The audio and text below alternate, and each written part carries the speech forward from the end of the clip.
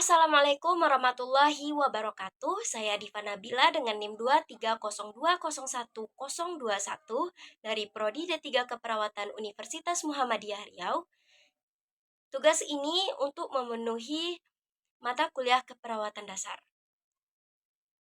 Video ini akan menjelaskan tentang sistem pencernaan beserta anatominya. Makanan yang dikonsumsi manusia akan diproses oleh sistem pencernaan. Organ hingga kelenjar dalam sistem ini mengubah partikel makanan menjadi zat-zat gizi yang lebih kecil. Sistem pencernaan juga menyerap dan mengalirkan zat gizi yang dibutuhkan ke dalam darah. Mari kita kenali lebih jauh tentang sistem pencernaan dan fungsi penting organ-organnya. Lanjut, apa sih itu sistem pencernaan? Sistem pencernaan manusia atau sistem gastrointestinal terdiri dari organ dalam saluran pencernaan dan organ pencernaan pelengkap. Saluran pencernaan adalah saluran yang memanjang dari mulut hingga ke anus. Saluran yang disebut saluran gastrointestinal ini berfungsi memecah dan menyerap zat gizi makanan untuk dikirimkan melalui peredaran darah. Organ-organ saluran pencernaan ini meliputi dari mulut, kerongkongan atau esofagus, lanjut ke lambung, usus halus, usus besar, rektum, dan anus. Sementara itu, organ-organ pencernaan pelengkap adalah mulut, kantung empedu, kelenjar air liur, hati, dan pankreas. Setiap organ pencernaan manusia memiliki fungsi membantu menggerakkan makanan dan cairan yang kita konsumsi secara berurutan. Lanjut ke proses pencernaan. Dalam proses pencernaan, makanan yang kita konsumsi akan diuraikan menjadi zat gizi makro dan mikro. Zat gizi makro yang terdiri dari karbohidrat, protein, dan lemak. Dibutuhkan dalam jumlah banyak, sedangkan zat gizi mikro yaitu dari vitamin dan mineral dalam jumlah sedikit. Zat-zat gizi ini kemudian diserap dan disalurkan ke seluruh tubuh melalui sistem peredaran darah. Sementara itu, ampas makanan yang tidak lagi mengandung zat gizi akan dikeluarkan dalam bentuk feses. Kerja sistem pencernaan manusia dikendalikan oleh sistem saraf, peredaran darah, dan beragam hormon. Lanjut kita membahas anatomi saluran pencernaan manusia. Berikut anatomi saluran cerna dan fungsi masing-masing organ penyusunnya. Yang pertama kita akan membahas mulut. Mulut, proses pencernaan dimulai di dalam mulut, tempat terjadinya pencernaan mekanik dan kimiawi.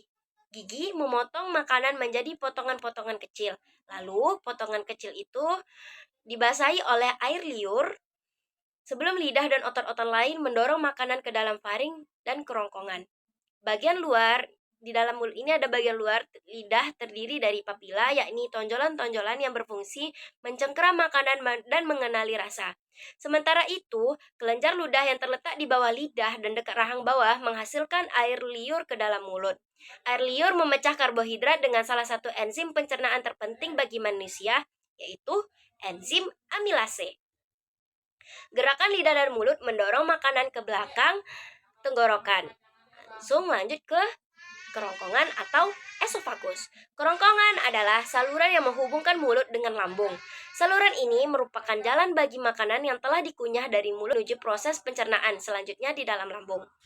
Otot-otot kerongkongan memindahkan makanan dengan gerakan peristaltik. Gerakan kontraksi dan relaksasi otot ini mampu mendorong makanan ke lambung. Pada ujung kerongkongan terdapat sfinkter atau otot-otot berbentuk cincin.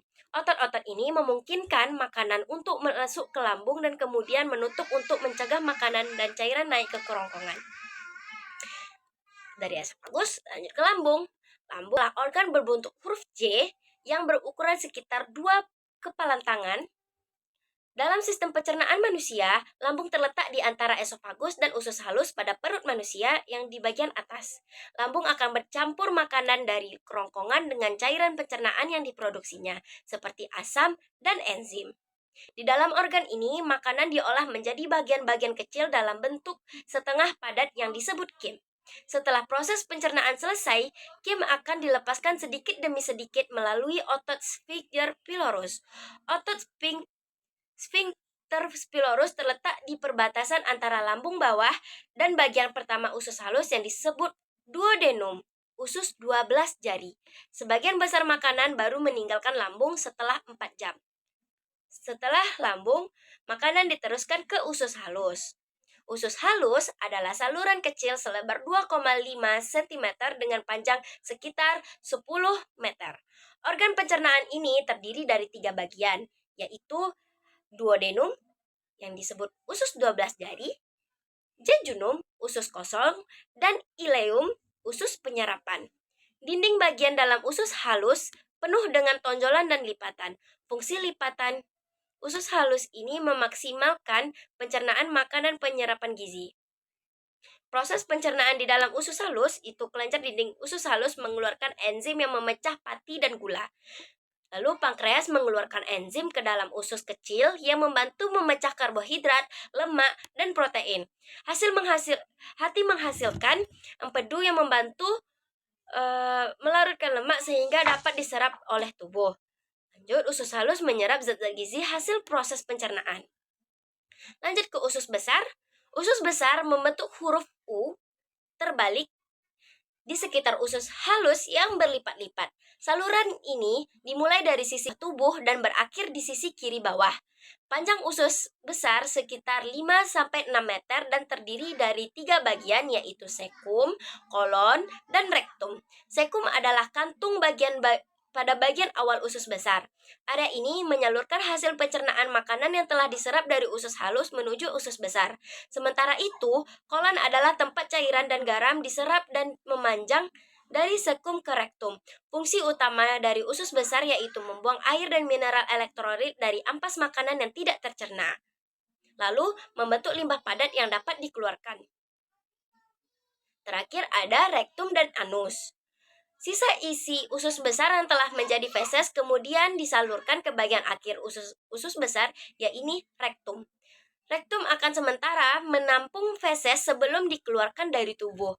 Jadi, rektum ini tempat sementara feses itu ya teman-teman. Rektum akan sementara menampung feses sebelum dikeluarkan dari tubuh. Saat rektum sudah mulai penuh, otot-otot di sekelilingnya akan terangsang untuk mengeluarkan feses. Hal tersebut yang membuat kita merasa mulas dan ingin buang air besar. Feses nantinya akan dikeluarkan melalui anus. Anus ini merupakan bagian paling akhir dari saluran pencernaan yang berbatasan langsung dengan lingkungan keluar. Jadi, kita kan sudah membahas sistem pencernaan beserta anatomi dan fisiologinya. Terus apa aja sih gangguan sistem pencernaan pada manusia? Berikut ini sejumlah gangguan pencernaan yang sering kita alami. Pertama, ada diare, yaitu buang air besar lebih dari 3 kali dalam sehari dengan faktor feses yang encer. Lanjut, ada perut begah, adalah sensasi perut terasa penuh, padat, kencang, dan sesak. Lanjut, ada GERD atau kepanjangannya gastroesophageal reflux disease, yaitu asam lambung naik dan mengiritasi kerongkongan. Lanjut, ada sembilit, tiba-tiba kita jarang BAB atau BAB lebih sulit keluar dari biasanya. Lanjut, ada gastroenteritis, flu perut atau muntaber akibat infeksi yang menyerang lambung dan usus. Lanjut, ada radang usus buntu, yaitu bisa disebabkan karena usus buntu tersumbat oleh benda asing, feses, infeksi, atau tumor. Lalu gimana sih cara menjaga kesehatan sistem pencernaan itu? Yang pertama, kita harus banyak makan serat, yaitu memenuhi kebutuhan serat seharian sebanyak 25 gram per hari dapat membuat sistem pencernaan Anda bekerja lebih lancar. Sumber serat terbaik adalah sayuran, buah-buahan, kacang-kacangan, dan biji-bijian. Lalu mengonsumsi probiotik. Probiotik ini merupakan bakteri baik yang membantu melawan bakteri jahat, meningkatkan penyerapan zat gizi, serta meningkatkan kekebalan. Sumber probiotik bisa kita dapatkan dari makanan yang difermentasi, misalnya dari tempe, yogurt, atau oncom. Lanjut, membatasi konsumsi lemak. Lemak adalah zat gizi yang bermanfaat, tetapi proses pencernaan lemak berlangsung lebih lama dibandingkan zat gizi lainnya.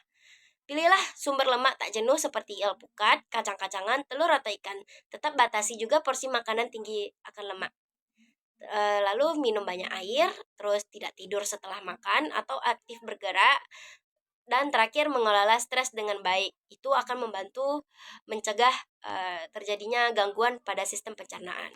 Sudah, itu saja yang bisa saya sampaikan. Lebih dan kurang saya mohon maaf. Semoga bermanfaat. Assalamualaikum warahmatullahi wabarakatuh.